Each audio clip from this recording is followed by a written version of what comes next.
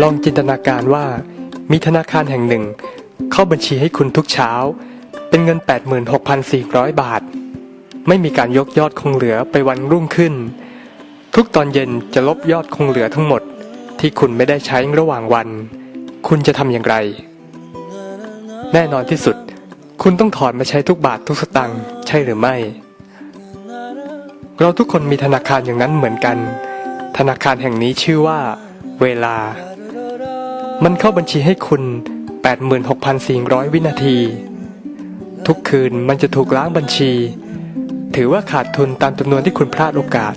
ที่จะลงทุนในสิ่งดีๆมันไม่สะสมยอดคงเหลือไม่ให้เบิกเกินบัญชีในแต่ละวันจะเปิดบัญชีใหม่ให้คุณทุกค่ำคืนจะลบยอดคงเหลือของวันทั้งวันออกหมด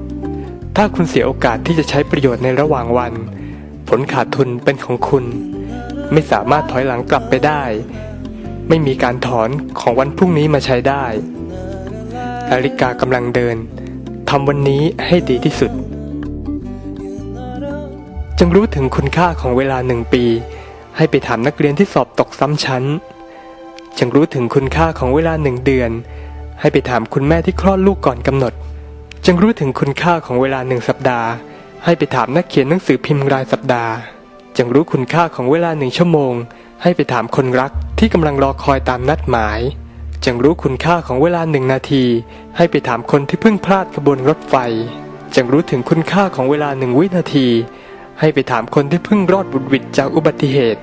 จงรู้ถึงคุณค่าของเวลาเสี้ยววินาทีให้ไปถามคนที่เพิ่งชนะได้รางวัลเหรียญทองโอลิมปิกทำทุกขณะที่คุณมีให้มีคุณค่าวันนี้เป็นของขวัญในภาษาอังกฤษเราจึงเรียกวันนี้ว่า present